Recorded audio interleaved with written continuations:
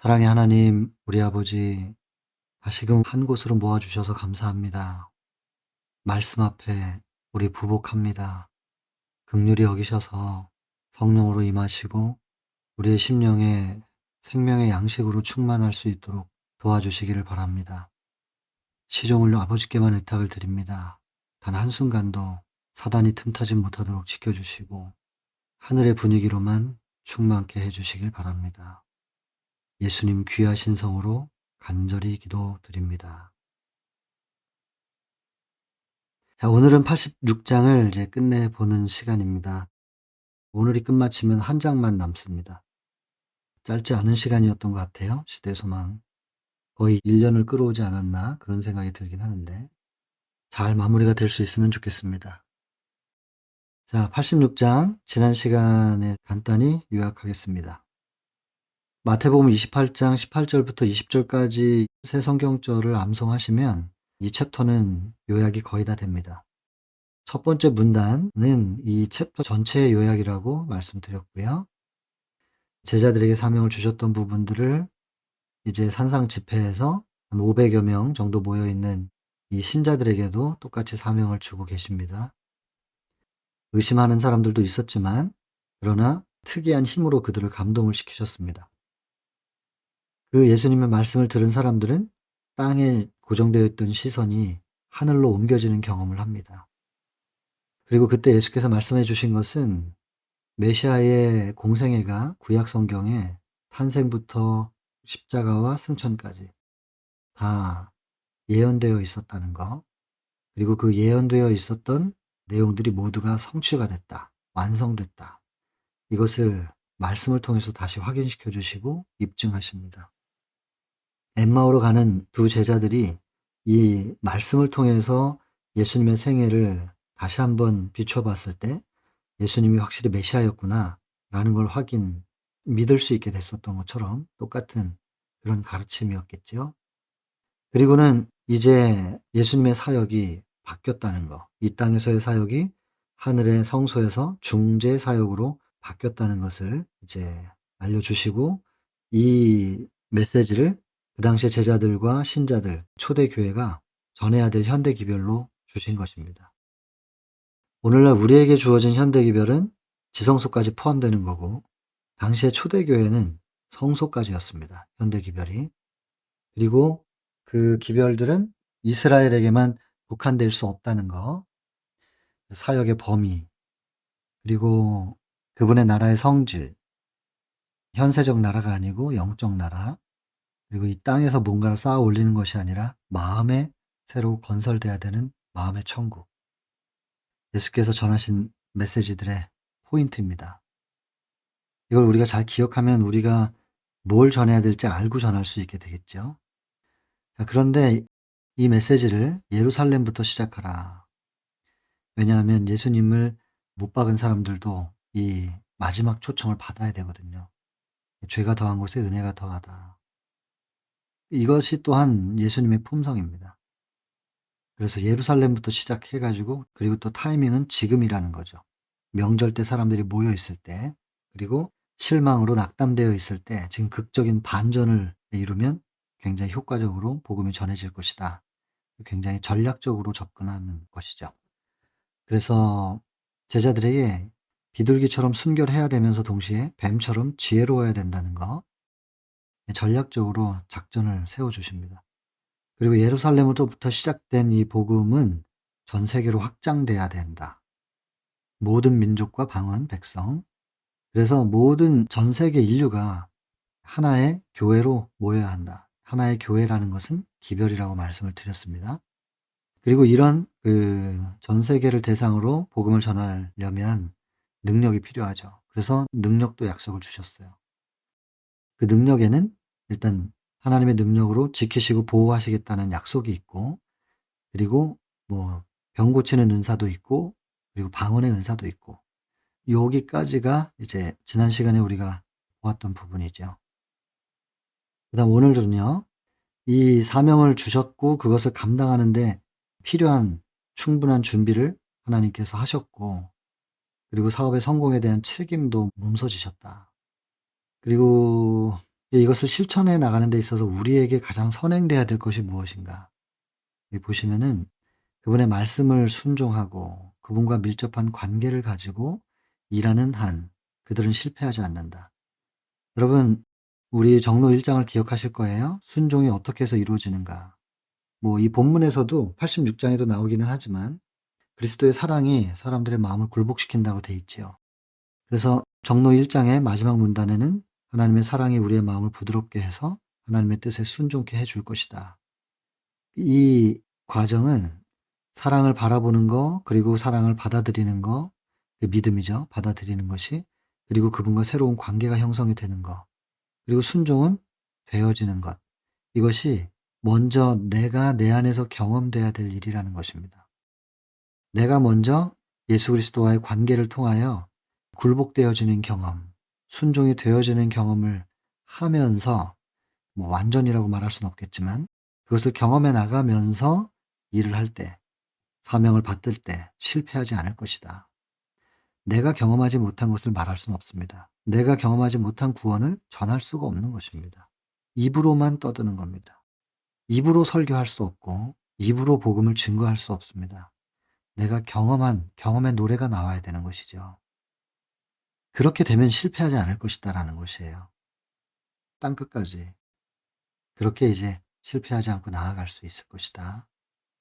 그리고 이것은 12 제자와 500 명의 신자들 실은 뿐만 아니라 우리가 복음을 전해서 받아들인 사람 또한 선교사가 돼야 되는 거고 복음 전도자가 되는 것이고 그래서 모든 그리스도의 제자들은 하나님 나라의 선교사로 거듭나야 된다.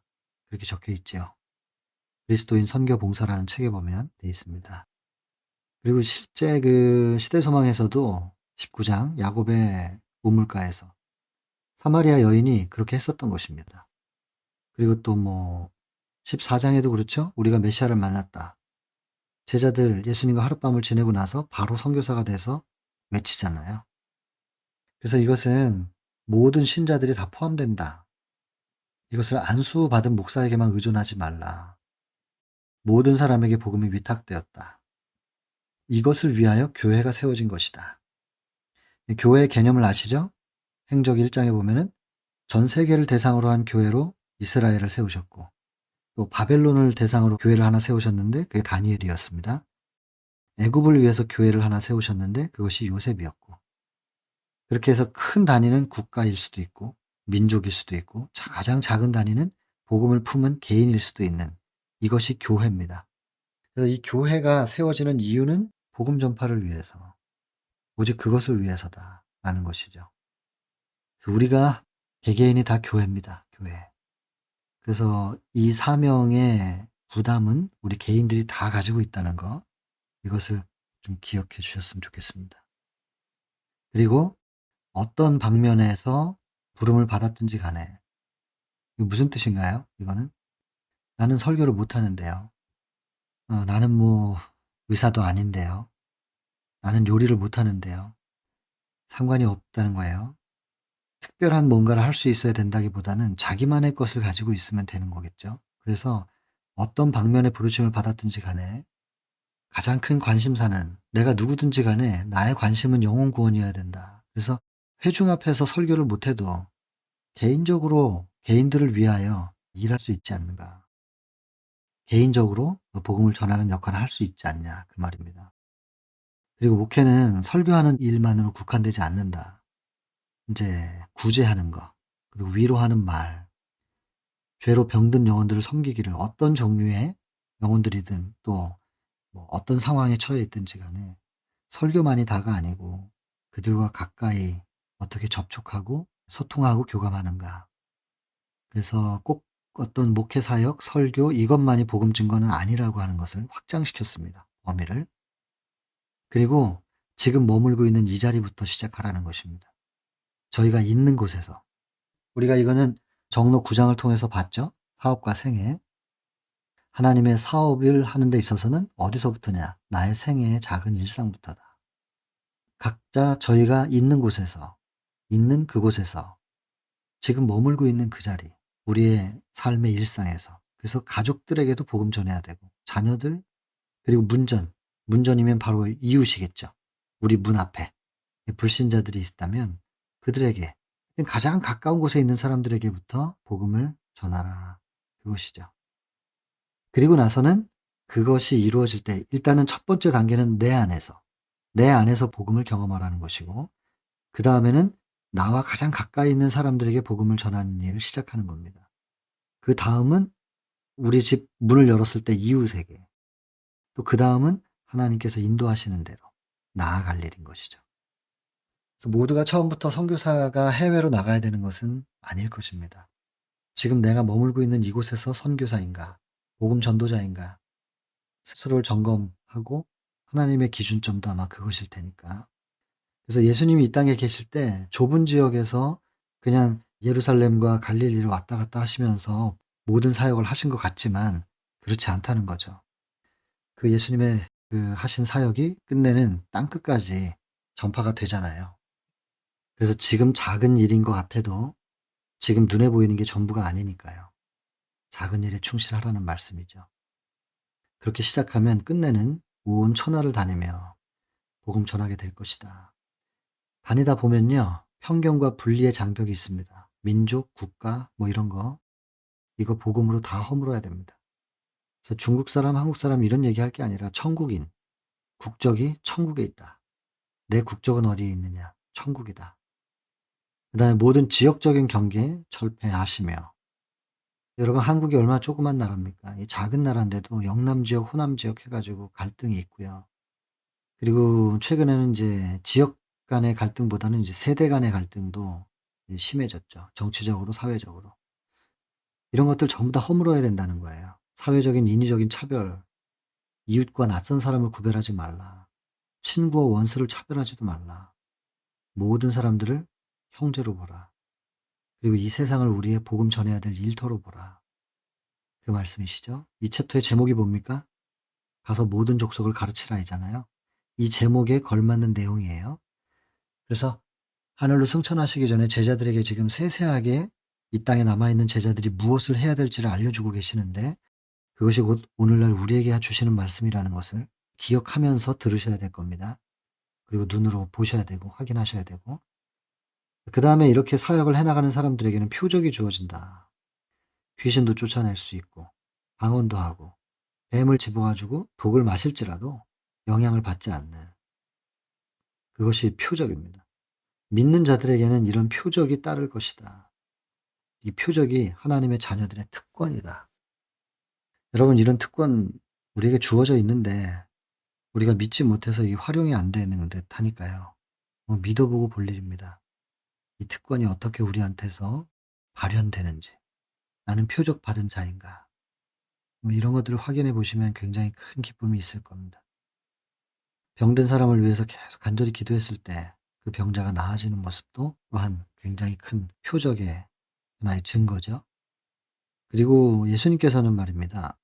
병을 낫기 위해서 예수님께 나오는 사람들을 돌려보낸 적이 없대요. 그리고 그 질병이 실은 이제 바깥에서 온 거라기보다는 스스로 만들어낸 질병이라는 걸 아시지만 그러나 거절하지 않으셨다. 그리고 다 품으셨겠죠. 끝내는 그들이 자기의 죄를 깨닫고 육체적 질병과 영적 질병도 고침을 받았다. 그래서 여러분 지금 이 병 고치는 얘기하다가 죄를 깨달았다.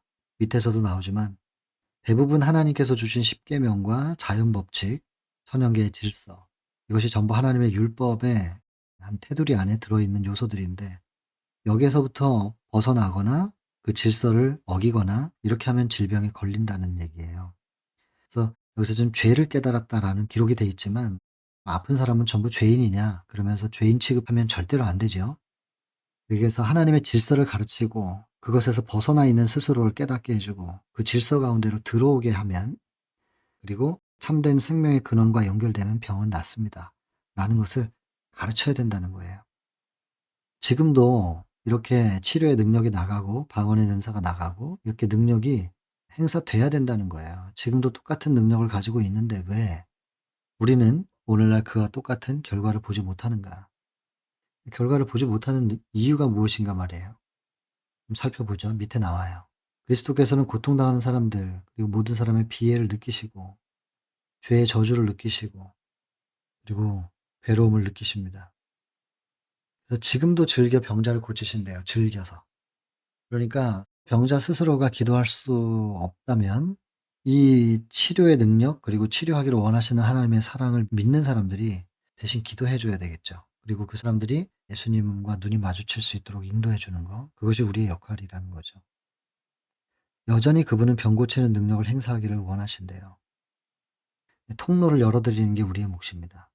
그리고 이제 병을 고치는데, 과거 예수님이 이 땅에 계실 때 그냥 말씀 한번 하면 이제 치료되고 이랬지만, 또 이례적으로 말씀으로만 고치지 않은 때가 있었어요. 여기 지금 실로암 못에 가서 눈이 떠진 사람 얘기 보면 예수께서 땅에 침을 뱉으시고 그것을 크게 짓이겨서 인제 발라주시면서 그다음에는 실로암 못에 가서 씻어라. 이건 하나의 이제 요법이었습니다. 신기한 요법이었는데, 이것을 예를 들어서 지금 단순한 자연의 매체를 사용하기를 원하셨다. 약품 사용은 권장하지 않으셨지만 반면에 단순한 자연 요법을 사용하라고 하셨다는 거예요. 이런 부분들을 우리가 연구해야 되겠죠. 그래서 우리 교단에서는 주로 많이 쓰는 게 이제 수치료 많이 합니다. 물 가지고 하는 거. 그다음에 숟가루도 좀 쓰고 올리브유도 쓰잖아요. 이런 것들 우리가 연구해야 될 부분들이 많지요. 그리고 더 심한 것이 생기지 않도록 가서 다시는 죄를 범치 말라. 이 병자들은 다 죄인이냐? 아까도 말씀드렸지만 그 뜻은 아닐 겁니다. 다만 질병은 자연적, 영적인 면에서 하나님의 율법을 범한 결과다. 예. 근데 이제 율법은 꼭 십계명만을 얘기하는 건 아닙니다. 여기 지금 자연적, 영적인 면이라고 돼 있으니까. 이제 창조주의 계획에 일치하게 사는 사람들은 이 세상에서 큰 불행을 당하지 않을 것이다. 건강은 하나님의 율법을 순종하는 데 대한 대가임을 그들에게 가르치셨다. 순종하면 건강할 수밖에 없죠. 왜냐하면 이제 시서 1장에서 우리가 봤잖아요. 생명의 법칙. 그 생명의 법칙을 말씀에도 담아 두셨고 천연계에도 담아 주셨는데, 그 생명의 법칙이 곧 순환이었습니다. 순환이 곧 사랑이죠. 나눔으로 충만해지는 생명의 법칙. 우린 이걸 알고 있습니다. 알면서도 순환하지 못하고 있는 게 있는가, 이거 살펴야 됩니다. 그래서 우리가 호흡이 제대로 순환하는가, 그리고 소화기계, 혈관계가 제대로 순환하고 있는가, 신경계, 림프계는 어떠한가. 우리 몸도 순환하면 건강합니다. 그러나 몸이 아무리 순환을 잘해도 마음의 순환이 안 이루어지면 건강할 수 없죠. 그 마음의 순환이라고 하는 것이 곧 사랑이거든요. 용서하지 못하는 자가 있으면 순환이 안 돼요.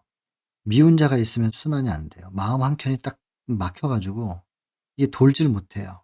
흐르질 못한단 말이에요. 결국엔 사랑하라는 얘기거든요. 하나님의 율법은 사랑이잖아요. 사랑하지 못하는 데서 병이 온다. 병이 발생하는 이유의 정의를 이렇게 내렸습니다. 성경과 예언의 신이 얼마나 과학적인지 모릅니다. 그래서 저는 처음에 요양원에서 환자들을 만날 때 병에 대한 공부를 많이 했는데, 점점 시간이 지날수록 환자들을 이해하기 위해서 병에 대한 공부를 당연히 합니다. 하지만 치료법은 다 똑같아요. 치료법은 생명의 법칙, 순환, 사랑에 접근해야 됩니다.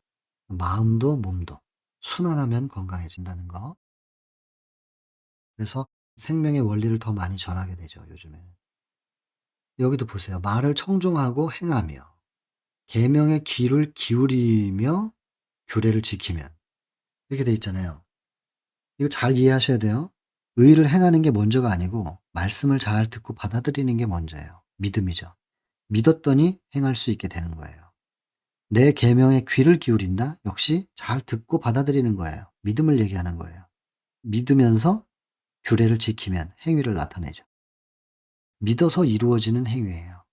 절대 행위가 먼저가 아니고 의나 규례가 먼저가 아닌 거예요. 여기 말씀에 이렇게 돼 있으니까. 이렇게 하면 나는 너희를 치료하는 여호와입니다. 그래서 그 지파 중에 약한 자가 하나도 없게 만드시겠다는 거죠. 여호와께서 또 모든 질병을 너에게 내리지 않겠다. 병들을 내게서 멀리 하시겠다. 그래서 이스라엘 백성들이 만나를 먹어가지고 뭐 아프지 않고 건강했다. 뭐 그것도 있죠. 그러나 여기 중요한 것은 먹는 것과 더불어 좀 더 포괄적인 생활 습관. 대단히 중요한 겁니다. 이 생활 습관. 그래서 우리가 환자들을 만났을 때 약을 주기보다는 병이 어디서 왔는지 그것을 상담을 통해서 환자 스스로가 깨달을 수 있게 하고, 그것을 수정하고 고쳐 나가는 것에 의해서 병이 낫기도 하고 안 낫기도 하고. 조건들을 이행했을 때 약속이 이루어진다. 지켜야 할 조건들이 있다. 이 조건들이 무엇인지를 가르쳐야 된다. 특별히 병자들에게는 이렇게 해야 된다는 것입니다. 건강을 유지하는 법과 회복시키는 법을 가르쳐 줘야 된다. 자연 가운데 마련해 두신 치유법, 질서를 말하는 거예요. 그리고는 우리의 병을 고쳐 주실 수 있는 분 예수. 그분을 가르쳐 주어야 된다. 그리고 끝내 그분을 믿을 수 있도록 가르쳐 줘야 된다. 그리고 복음의 진수는 회복이다. 복음이 제대로 전해졌는데 회복이 안 일어나면, 변화가 없으면 그 뭔가 문제가 있는 겁니다. 전한 복음이 문제가 있거나 전하는 사람에게 문제가 있거나. 그리고 이 복음으로 사람들이 인제 회복이 이루어지는데, 회복 곧 치료 같은 말이죠. 치료라고 하는 것은 구약 성경에서 아루카, 그래서 무너진 성전 회복, 성소 정결을 얘기하는 것이죠. 이것은 사랑의 능력이 있었다. 그럴 수밖에요. 사랑 없이 우리가 어떻게 회복이 되겠어요. 아까도 치료는 순환이라 그랬는데, 생명의 법칙 순환. 순환이 곧 사랑이거든요. 그래서 사랑으로 용서하고 이해하고 마음에 막혔던 것들이 뚫리면 쫙 자연스럽게 돌죠. 그 사랑을 얘기하는 겁니다. 근데 이 사랑이 어떻게 이루어지는가? 믿음을 통하여. 막혀 있는 튼튼한 댐을 무너뜨리려면은 실은 굉장히 강력한 수압이 필요하잖아요. 사단이 만들어 놓은 이 죄의 장벽이 뚫리려면 하늘에서부터 엄청난 사랑이 떨어져야 돼요. 그래서 이 폭포가 떨어질 때 밑에 바위가 뚫리는 것처럼 그 사랑이 온 우주의 중심으로부터 떨어져 가지고 지구, 저의 심령까지 떨어지는 거죠. 우리가 받아들이기만 하면 그 사랑이 우리의 심령 속에 충만하게 떨어져서 우리 마음의 흐름을 가로막고 있는 죄의 장벽들을 허물어 버리실 거라는 거예요. 믿음으로 받아들일 때 그 일이 이루어질 것을 저는 믿습니다. 그리고는 그리스도와의 믿음의 관계를 맺을 수 있다면, 전기 제품이 전기에 딱 연결이 되면은 계속 끊임없이 전기가 공급이 되면 자기 역할을 하잖아요. 똑같죠.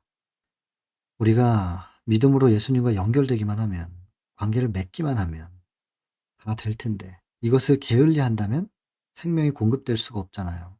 코드가 빠져 있는데 뭐 어떻게 전기가 공급이 돼요. 그래서 이 원리는 내가 먼저 경험하고 그다음에 가족들, 그다음에 문전, 그리고 온 세상까지 흩어져 나가는 건데, 모든 과정 속에서 이 관계, 예수 그리스도와의 관계 유지, 이게 얼마나 중요한 건지 강조하고 있는 것입니다. 그래서 연결만 되어 있으면 공급이 되고, 공급되는 것은 우리의 심령에 가득 채워지고 넘쳐서 흘러서 주변에 전달되는, 이렇게 되는 거죠. 관계. 근데 불신은 이제 믿지 않는 거, 영접하지 않는 거죠. 그러면 분리가 되는 거예요. 분리가 된 교회에서는 뭘 기대할 수가 없다는 것이죠. 그리고 이렇게 위의 지침대로 사업을 진행할 때 약속이 우리에게 주어져 있죠. 세상 끝날까지 너희와 항상 함께 있으리라. 아무것도 안 하면서 능력을 달라고, 창조주의 능력으로 함께 하시고 그 능력으로 역사해 주십시오, 이렇게 기도하는 것은 이루어질 수가 없는 것이지요. 보면 멍에를 메고 배우라. 멍에를 메는 것이 능력을 받는 첫 번째 조건 중에 하나다. 시서 34장에 보면 이제 멍에 얘기가 나옵니다. 멍에는 율법이라 그랬고 그것은 곧 사랑의 봉사입니다. 멍에는 밭 가는 도구인데 밭을 언제부터 갈아야 되냐? 창세기 3장 23절. 에덴 동산에서 내보내졌을 때 너는 너의 근본된 토지를 갈라. 그냥 토지가 아니라 근본된 토지. 그래서 그 근본된 토지는 곧 마음밭이죠. 내 자아는 용납이 안 되는데 사랑의 멍에를 메고 해 나가 보는 거예요. 쉽지 않지만 힘겨워도. 어느새 내 마음밭에 갈리게 되고 온유와 겸손을 배우게 되는 것이죠. 그래서 하나님의 사업을 어떻게 싫든 좋든 하여튼 이행해 보라는 거예요. 마치 구레네 시몬처럼. 자기가 자원하진 않았지만 예수님의 십자가를 질 수 있는 특권을 얻었어요. 그리고는 그가 기꺼이 그 한 번의 십자가를 매는 것을 통하여 그의 평생의 십자가를 짊어지는 일을 기뻐하였고 기꺼이 십자가 아래 서기를 원하게 된 것이에요. 한 번 십자가를 매는 일, 자기가 자원하진 않았어도 그것이 얼마나 큰 축복이 되는지를 우리는 확인했단 말이에요. 여기서 보면 멍에를 매는 거. 이거 율법이고 사랑의 봉사인데 이 멍에를 맨다는 것이 곧 사업을 수행한다는 것입니다. 혹시라도 지금 그렇게 기꺼이 이것을 할 수 없다 할지라도 일단은 순종하는 겁니다. 한번 해 보는 거죠. 그렇게 될 때 약속이 우리하고 함께 하는 것이죠. 그리고 하나님께서 약속하신 게 우리 안에서 경험적으로 이해될 때 그때 겪는 충만은 이게 특별하죠. 그 충만 때문에 또 한 발자국 가게 하고 또 한 걸음 나가게 하고 그렇게 되죠. 교회의 생명은 충성에 달려 있다. 뭐 큰 일을 하라고 하는 것이 아니라 게으르지 말고 충성되게 꾸준히 해 나가 보라는 거예요. 관계를 놓치면 결국에 사랑은 식어집니다. 공급되는 게 없으면 우리는 사랑할 수 있는 존재들이 아니니까. 믿음도 역시 연결돼 있을 때 선물로 주시는 거라서 사랑도 믿음도 다 그렇죠. 연결돼 있어야 된다. 관계. 대단히 중요합니다. 자원하지 않더라도 일단 멍에를 메고 나아가 볼 일이다. 그리고 목사들은 교회에서 교육자가 돼야 되는데 잃어버린 자들을 찾아서 구원하는 방법을 백성들에게 이제 교인들에게 가르쳐야 된다는 거예요. 그리고 그것을 배운 교인들은 들고 나가서 이제 전해야 되는데 슬프대요. 목사들이 지금 그런 일을 할 수 있냐 이거예요, 교회에서. 밖에 나가서 기별을 전할 사람들을 훈련시키고 하는 일을 해야 되는데 그걸 못 해요. 와이프인 당시에도 안 됐나 봐요. 그러니까 슬프다라고 적죠. 그냥 목회자가 꺼져가는 생명의 불꽃을 살리려고 애써서 부채질하고 있다. 이런 역할들을 해야 되는데 제대로 하고 있냐 이 말입니다. 얼마나 많은 교회들이 마땅히 잃어버린 양떼를 찾아야 할 사람들에 의해서 일해야 될 사람들에 의해서 병든 양처럼 돌봄을 받고 있는가. 교회 바깥으로 복음을 전파해야 되는데 겨우 교회 하나도 유지가 안 되고 있는 상황이라는 거죠. 슬프다는 거예요. 슬프다. 이 천사들이 놀란대요.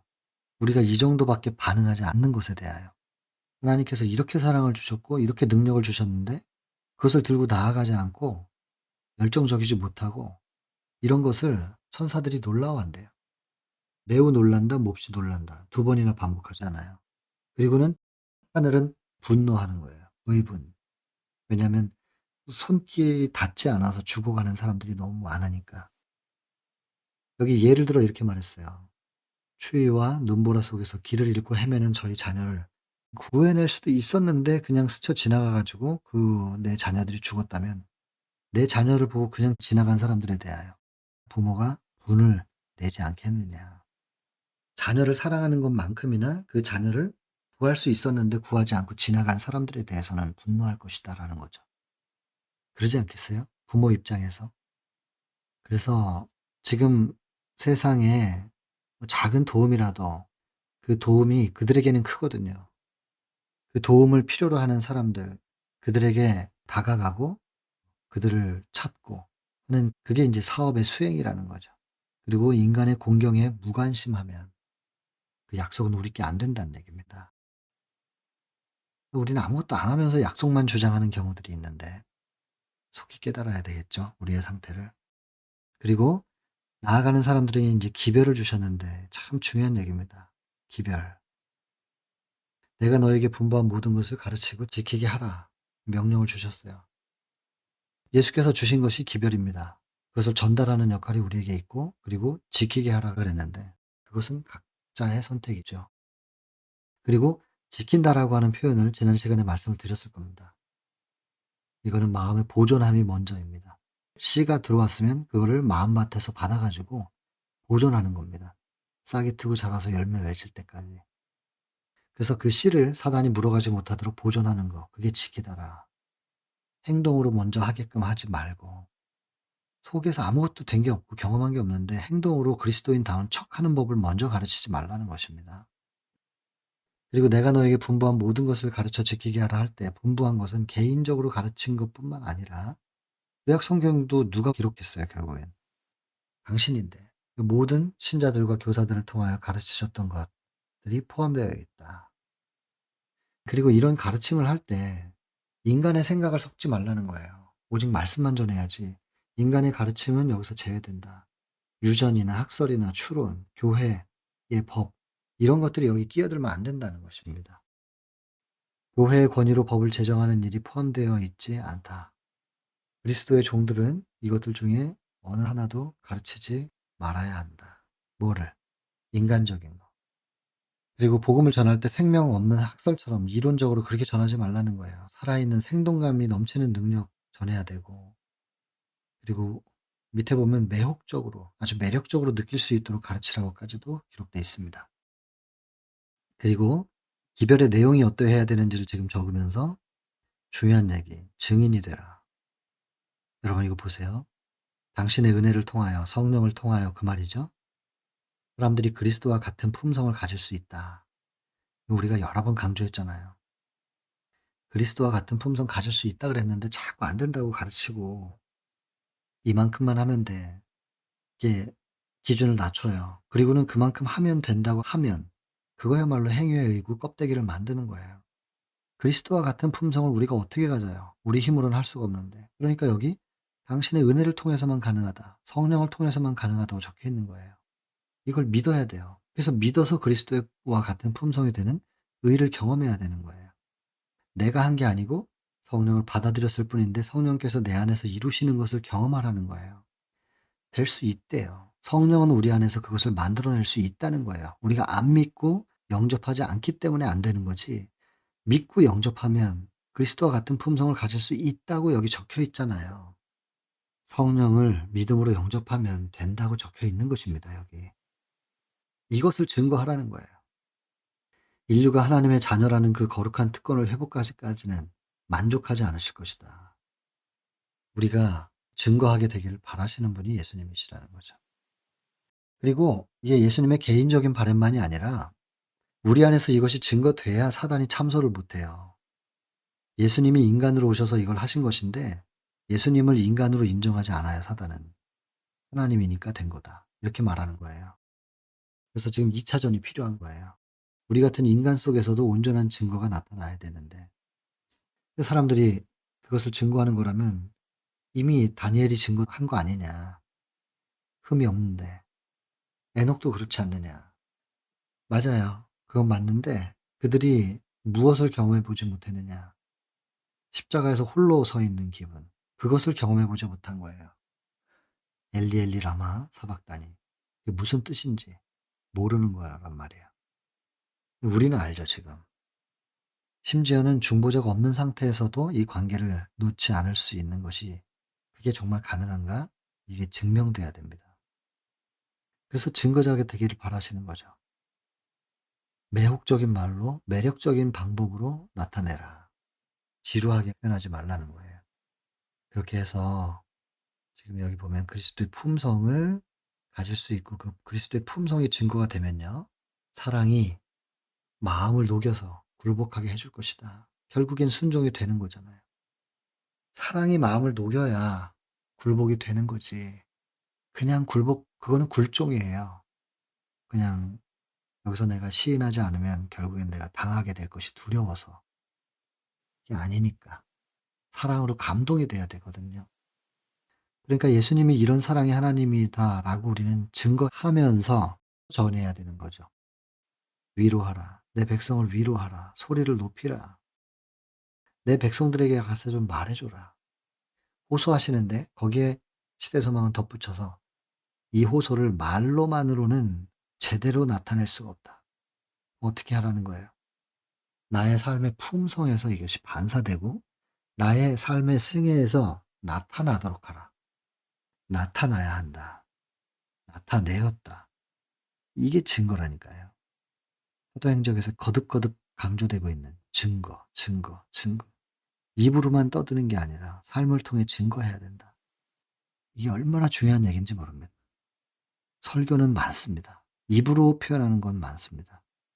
삶으로 진짜 희생하고 진짜 굴복하고 진짜 순종하고 자기 삶을 통해서 그리스도를 자기 생애로 증거할 수 있는 그런 증거자가 나타나야 된다는 거예요. 근데 이것이 하나님의 은혜의 성령을 받으면 될 수 있다고 여기서 지금 강조하는 겁니다. 우리 힘으로는 안 되겠지만 증거자, 나를 증거자로 삼으시고 만들어 달라고 기도하는 기도가 포기되지 않는다면 이 기도 응답받을 거라고 믿습니다. 그리고 여기 이제 표적이라는 말이 등장하는데 밑에서 다시 반복될 겁니다, 표적은. 하여간 그리스도의 품성을 나타내는 사람들은 서로 불화가 없대요. 한마음 한뜻이 되는 것이고 자기 걸 포기하고 굴복할 수 있으니까 한뜻이 되겠죠. 약속을 믿고 믿음으로 기도하는 사람들. 이런 사람들이 이제 증거자로 나오게 될 거라는 것이죠. 여러분, 우리에게는 능력을 주실 수 있는 분이 능력을 약속을 하셨습니다. 그 약속하신 능력을 달라고 우린 끊임없이 기도해야 되겠습니다. 그냥 한 번 설교에 막 수천 명씩 회개하고 이게 이제 핵폭탄이 터지는 거죠. 수류탄 던져 가지고 언제 세계 점령하겠어요? 핵폭탄이 터져야 된단 말이에요. 지금도 그렇습니다. 지금도 이런 방식으로 복음이 증거돼야 되는 거죠. 나타내야 되는 건데 그러기 위해서는 어떻게 하라고요? 자신을 하나님께 바쳐야 한다. 여러분 이렇게 공부하다 보면은 정로의 계단 생각나지 않으세요? 이 하나님께 바쳐야 된다. 이거 정로 5 장이잖아요, 헌신. 헌신하면 하나님께서 그걸 받으시고 그리고 우리를 가죽옷으로 덮어 버리시고 그분의 임재의 빛으로 발산하시면 그냥 이게 나타내지는 거예요, 이렇게. 나타내어진다. 이렇게 많은 분량의 책들이 하나의 맥을 같이 하고 서로 간에 통한다는 게 이게 성령으로 기록됐다는 증거이기도 하지요. 이게 연결되면 육체적 능력과 영적 능력을 끊임없이 공급받게 된다. 그리고 이 표현 보세요. 무진장으로 저축된 하늘의 물품들이 저희 손안에 있다. 하늘의 창고에 얼마나 많은 것들이 있을까요? 그것이 내 마음대로 꺼내서 쓸 수 있다는 거잖아요. 영혼 구원을 위해서. 육체적 능력도 얻을 수 있고 영적 능력도 얻을 수 있다고. 아, 이 하늘의 창고문을 좀 열고 마음대로 이렇게 꺼내다가 쓸 수 있으면 얼마나 좋을까. 그런 생각해 봅니다. 답은 있습니다. 믿음으로. 믿음으로 받아서 쓰는 거니까.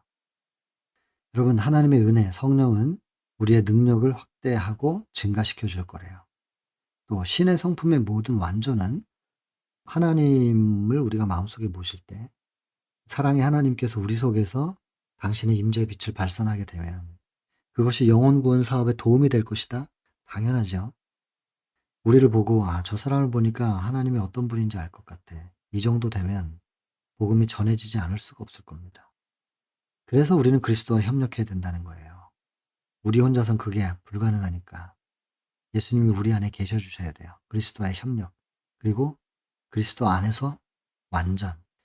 그리스도 안에서의 완전. 하게 되어 인간적인 연약함을 가졌지만 그걸 극복하는 것이고 전능하신 하나님의 일을 할 수 있게 되는 것이다. 이 모든 것이 그리스도와의 협력을 통해서 이루어진다.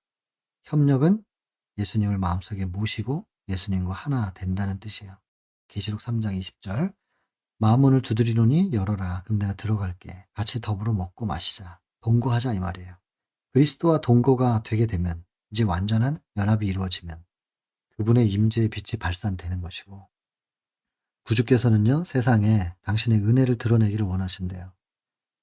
성령이죠. 그리고 당신의 품성을 밝히 나타내기를 원하신대요. 왜냐하면 성령을 통하여 예수님의 품성이 밝히 드러나면 그 품성의 사랑을 가만히 사람들이 쳐다보게 되면 그 사랑이 우리의 마음을 부드럽게 하고 순종케 해줄 거니까. 그래서 이 문장을 읽어보면 이렇게 돼 있어요. 성령을 드러내고 품성을 밝히 나타내기를 열망하신대요. 왜냐하면 이게 돼야만 자유롭게 되거든요. 진리를 알지니 진리가 너희를 자유케 하리라.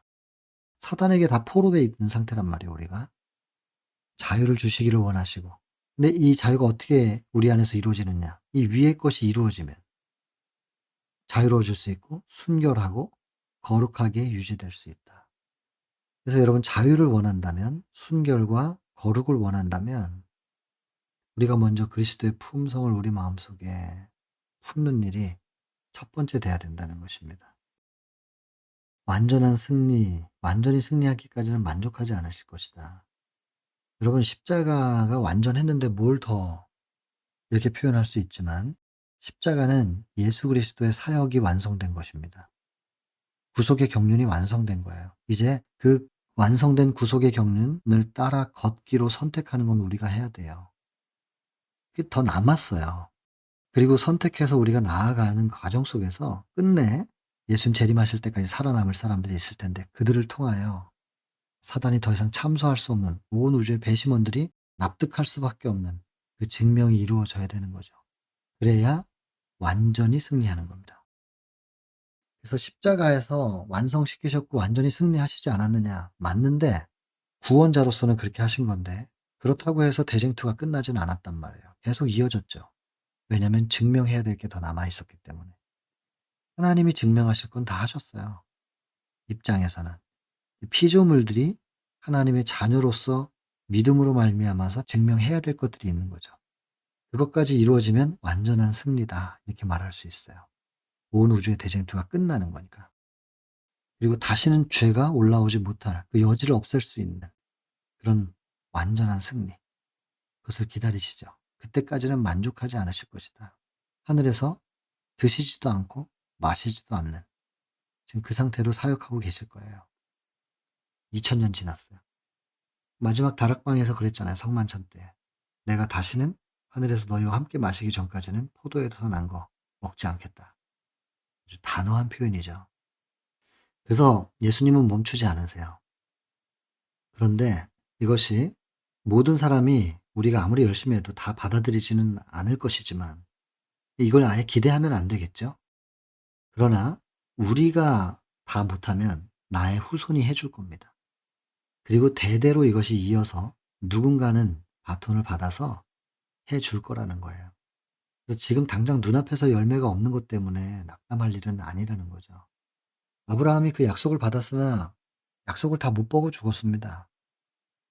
하늘의 별처럼 자손이 많을 거라 그랬는데 이삭 하나 왔잖아요. 믿음으로 보는 것이죠. 지금 내 눈앞에 보이는 게 전부가 아니니까. 그래서 후손이 있고 대대로 이어져 나갈 것이라는 거. 끝내는 여호와를 아는 지식이 세상에 충만하게 될 거라는 거. 해 돋는 편에서 그의 영광을 두려워할 것이다. 해 돋는 편 동쪽이잖아요. 이거 우상 숭배의 근원이잖아요. 태양. 믿으라는 것입니다. 이렇게 결과가 있을 것이다. 영광스러운 결과가 있을 것이다. 선포하시면서 좋은 소식을 가져오며 평화를 공포하며 복된 좋은 소식을 가져오며 구원을 공포하며 반복되는 어근데 시온을 향하여 이르기를 내 하나님이 통치하신다라고 외치는 자의 산을 넘는 발. 여기서 다 외치고 다음 동네로 가서 또 외치기 위해서 산을 넘는 발. 어찌 그리 아름다운 거. 이렇게 외치는 자, 가서 모든 족속을 가르치라라고 하는 이 주어진 사명을 받들어서 이렇게 나아가는 사람들을 어찌 그리 아름다우고 이렇게 귀하게 표현해 주셨습니다. 그리고 이 발걸음들은 절대로 헛되지 않을 것이다 하면서 황폐한 곳들아 기쁜 소식을 바라며 함께 노래할지어다. 왜냐하면 여호와께서 백성을 위로하셨기 때문에 당신의 종들을 통해서 여호와께서 열방의 목전에서 그 거룩한 나팔을 나타내셨으므로 모든 땅 끝까지도 우리 하나님의 구원을 보았도다 하면서 찬양하고 감사하고 영광 돌리는 겁니다. 모든 족속을 가르치라. 승천 바로 직전에 우리에게 주신 사명의 챕터였습니다. 역시 계속 반복적으로 봐야 되겠죠. 그리고 이 사명을 마음속에 새겨야 되겠습니다. 그래서 구분을 좀 이렇게 문단별로 좀 나눠서 하실 필요가 있겠어요. 처음에 12제자 사명을 주시는 것까지, 그 다음에 사역의 범위, 이스라엘에게만 국한될 수 없는 것이죠. 그 다음에 예루살렘부터 시작하라 해서 땅끝까지다. 왜 예루살렘부터이냐? 죄가 더한 곳이니까. 그리고 여기서 이제 예루살렘 전할 땐 전략적으로, 그 다음에 가장 먼 변경까지 이렇게 해서 또 쭉 내려오고 그 먼 데까지 역할을 하기 위해서는 이런 은사들이 주어질 것이다. 그리고 절대 실패하지 않는다. 어떻게 하면? 내 안에 하나님을 모시는 경험, 모시고 믿음의 일을 경험하는 그 사람들이 나가서 전달할 때는 실패하지 않을 거라. 이게 예수님과 분리된 상태에서 하면은 실패가 되죠. 근데 복음 전도하는 사람들도 계속 연결되어 있다고 장담할 수는 없을걸요. 놓칠 때가 있단 말이에요. 하나님께서 깨닫게 하시려고 허락하시기도 하시고. 그럼 정신이 번쩍 들죠. 그리고는 다시는 이걸 놓칠 수 없다 하면서 다시 붙잡고 또 시작하는 거예요. 어쨌든 예수 그리스도와 함께 할 때는 실패할 수가 없는 것입니다. 그래서 우리가 지금 예수님과 함께 하고 있냐 아니냐 그거는 끊임없이 점검해야 될 일이죠. 그리고 특별한 사람들만 이 사명을 받은 게 아니라는 거. 어떤 사람이든지 간에 자기가 머물고 있는 그곳에서 복음의 증거자가 되라 그 말씀이고요. 일상에서, 가정에서, 이웃들 가운데서 해야 된다. 예수님도 예루살렘과 갈릴리 요 지역 세계적으로 볼 때는 상대적으로 이렇게 좁은 지역에서 한 것 같지만 땅끝까지 가지 않았는가. 우리도 분명히 이제 이런 것을 믿어야 된다는 거죠. 그리고는 온갖 차별, 장벽 이거 다 허물어 버려야 된다. 그리고 이제 표적을 주셨는데 표적에 대해서는 좀 이렇게 보호함을 받고 병든 사람 치료하고 방언의 은사도 아까 나왔죠. 특별히 병 고치는 얘기에 대해서 많이 비중을 두고 여기 기록했습니다. 요거 다시 한번 잘 꼼꼼히 읽어보시고 사람들에게 무엇을 가르쳐야 하는 것인지 보면은 병 고치는 능력이 행사되기를 바라시는데 요즘은 기도 한 번 해서 뿅 낫고 이런 거 지금 이 시대가 아직 아니에요. 지금은 그렇게 하면 사람들이 생활을 안 바꿔요. 절대로 개혁은 일어나지 않아요.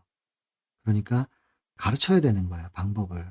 그래서 불어 말씀으로만 고치던 예수님께서 이렇게 침을 뱉어서 흙에 짓이겨 가지고 발라 가지고 또 깨끗한 물에 가서 씻으니까 나았다. 굳이 이럴 필요가 없잖아요. 근데 일부러 이렇게 하신 거예요. 단순한 자연 매체에 대해서 활용하는 법을 연구하고 그렇게 가르치라는 거예요. 약품을 권장하지 않았지만 단순한 자연요법. 이것이 나중에는 보면은 이제 생활 습관이라고 나옵니다. 생활 습관. 이 생활 습관을 어디에 맞춰야 되냐면 천연계 속에 담아두신 하나님의 질서, 순환, 생명의 법칙에 맞춰야 되고 거기하고 분리가 되고 떨어져 있으면 병이 들 수밖에 없어요. 순환이 안 되니까. 몸의 순환, 마음의 순환. 그냥 순환이 안 되면 정체, 적체. 거기는 썩어요. 사망이 싹트죠. 돌아야 된다니까요. 그것이 곧 생명의 법칙인데 그걸 사랑이라고 얘기했단 말이에요. 시소 1장에서는. 그래서 그 하나님의 질서와 분리되어 있는 상태, 그런 생활 습관을 고치도록 가르치라는 거예요. 조건이 있어요. 생명적으로 사는 데는 이거 지켜야 될 조건, 계속 반복돼서 말하잖아요. 그걸 가르치라. 먼저 이걸 내가 경험해 봐야 되죠. 내가 먼저 나에게 적용시켰을 때 내가 어떻게 건강해지는지를 맛을 보고 그 다음에 가서 전해야 돼요. 하나님께서 주신 법칙대로 내가 했을 때 내가 좋아지는 것을 경험한 다음에 사람들에게 그 방법을 알려주고 그렇게 했더니 그들이 낫는 것을 통하여 이 질서를 하나님께서 창조하신 것이고 이게 곧 생명의 법칙인데 이게 사랑이에요. 그러면서 사람들의 시선을 끌어가지고 하나님을 볼 수 있게끔 그렇게 가르치라는 것이에요. 요즘에는 마음에 병든 사람들이 너무 많아요. 마음 아픈 사람들이. 모두가 다 아파요. 우리는 거의 그러니까 복음 전도자이면서 동시에 치료자가 돼야 될 거예요. 거의 대부분의 사람들이 치료자가 돼야 됩니다. 몸이고 마음이고 안 아픈 사람이 없으니까. 어떻게 회복될 수 있는지를 가르쳐야 되고 그러려면 결국에는 크신 의원을 믿도록 가르쳐야 된다는데 크신 의원은 예수님이죠. 예수님을 영접할 수 있도록 가르쳐야 된다는 거예요. 요거 아픈 사람 치료하는 법을 굉장히 많은 부분을 할애해 가지고 기록했습니다. 복음의 진수는 회복이다. 진짜 복음이 제대로 전달됐다면 그 받은 사람들의 영과 육은 회복을 경험할 겁니다. 그리고 그 회복의 원칙은 사랑이고요. 그것을 영접할 때 이루어지는 것이고 분리가 되면 생명과 분리됐으니까 나을 수가 없는 것이고 이런 일들을 해 나가는 것 멍에를 매는 일입니다. 멍에를 메고 나아가다 보면 약속은 이루어질 것이다. 근데 아무것도 하지 않으면서 약속만 주장할 수는 없다는 것입니다. 근데 오늘날 이런 것들을 이제 교인들에게 가르쳐야 되는데 뭘 가르쳐야 될지를 모르거나 혹은 배우겠다는 마음들이 없어서인지 복음이 교회 안에만 갇혀져 있는 듯한 그래서 교회 주변에 복음 전도가 안 된다는 거예요.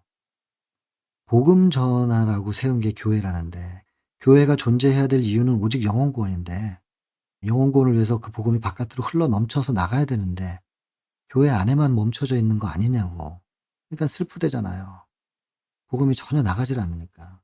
그리고 인제 그런 것을 이상하게 생각하는 거예요, 천사들은. 매우 놀란다는 것이고 나중에는 부모들이 뭐 내 자녀가 죽어가는 것을 보면서도 그냥 지나간 사람들에 대해서 화내지 않겠냐. 이게 하나님께서 화를 내실 거라는 걸 비유적으로 말씀하신 거잖아요. 그리고 나아갈 때 기별, 그리고 기별은 입으로만이 아니고 기별화된 삶, 증거, 증인이 돼야 되는 것이고 그 증거는 곧 무엇이냐면 그리스도의 품성이고요. 사랑이 증거돼야 되고 그래서 우리의 삶을 통해서 이것이 나타나게 돼야 된다. 그래서 이렇게 나타나게 되면 그 사랑이 사람들의 마음을 녹여서 굴복하게 할 것이다. 우리 스스로 사랑은 못하지만 그분의 사랑이 우리에게 오면 우리 안에서 반사될 수 있게 하라고 그리고 나타날 수 있도록 하라. 나타내야 한다. 나타내었다. 표현돼야 되는 거예요. 하나님의 품성이. 그러면 수천 명씩 회개하는 성령의 능력이 역사할 수밖에 없죠.